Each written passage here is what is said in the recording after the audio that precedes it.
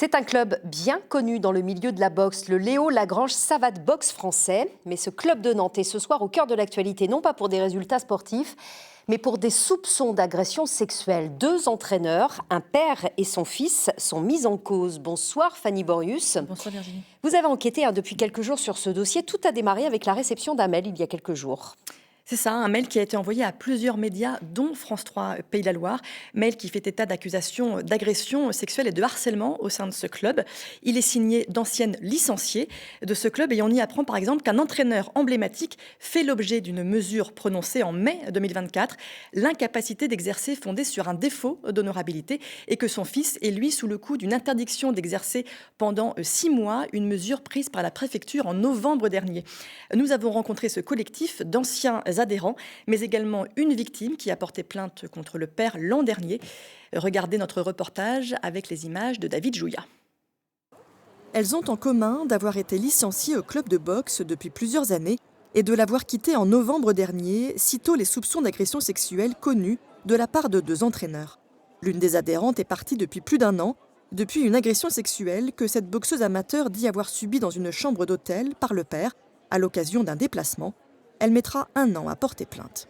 On m'a proposé une préparation physique par des massages, sauf que le massage a dérapé. Du coup, il a commencé à me masser les jambes, il est remonté tranquillement sur la jambe jusqu'à mettre ses mains dans mon entrejambe et à remonter jusqu'au sexe et à caresser mes fesses.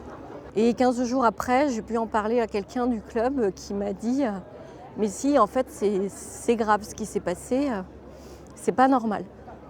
C'est pas normal, il faut que tu déposes plainte parce que c'est une agression sexuelle et c'est pas normal. » Cette plainte sera finalement classée sans suite. Mais un signalement en novembre relance des soupçons, cette fois-ci contre le fils, âgé de 42 ans. Une procédure d'urgence est prise par la préfecture qui prononce à son encontre une interdiction d'exercer de 6 mois, le temps de l'enquête administrative. Le collectif dénonce une absence de communication de la Fédération française de boxe sur ces 2 affaires. En fait, nous, ce qu'on demandait, c'était juste un courrier de la fédération adressé à tous les adhérents-adhérentes du club pour leur expliquer la situation, donc la suspension pour le fils et l'interdiction d'exercer pour le père. Et non pas des informations qu'on avait reçues, intempéries, maladies, départ à la retraite. Pour continuer à pratiquer leur passion, la boxe, ces adhérents se retrouvent ici, sous les conseils de Benoît. Il a entraîné pendant 15 ans au sein du Léo Lagrange Savate Boxe française et il a lui aussi claqué la porte en novembre dernier. Même si je peux avoir le doute, la présomption d'innocence, comme on dit, etc., en fait, moi, c'est par précaution en fait, que je ne veux plus ni exposer des gens, ni m'exposer moi aussi à ces choses-là. Et puis, si vous voulez, moi, j'ai une position particulière en tant qu'encadrant, c'est que moi, je me suis senti responsable de tout ça. Alors que, voilà, je me suis senti responsable de ce qui avait pu arriver aux gens et je me suis senti responsable de ne pas l'avoir vu. Et à la fin, on se pose même la question de savoir est-ce qu'on n'a pas voulu le voir ou est-ce qu'on ne l'a pas vu. Depuis quelques jours et la médiatisation de l'affaire, plusieurs victimes présumées d'agression sexuelle par le fils ont manifesté leur souhait de porter plainte. Alors on voit bien que cette histoire elle est loin d'être finie. Fanny, qu'en est-il du père aujourd'hui et de l'enquête en cours contre le fils ?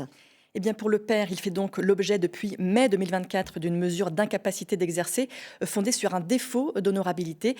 Défaut d'honorabilité qui s'explique par le fait qu'il était inscrit au fichier des auteurs d'infractions sexuelles depuis 2022. Il est depuis à la retraite. Pour le fils, une enquête administrative est donc en cours. La fédération que nous avons eue ce matin confirme que lui ont été remontés 4 témoignages d'agressions sexuelles sur des majeurs et des mineurs et une présomption de viol. L'enquête se poursuit. Une commission spécialisée du Conseil départemental de la jeunesse et des sports doit se réunir dans les semaines qui viennent. Elle doit permettre, cette commission, de proposer au préfet de prolonger ou pas cette suspension.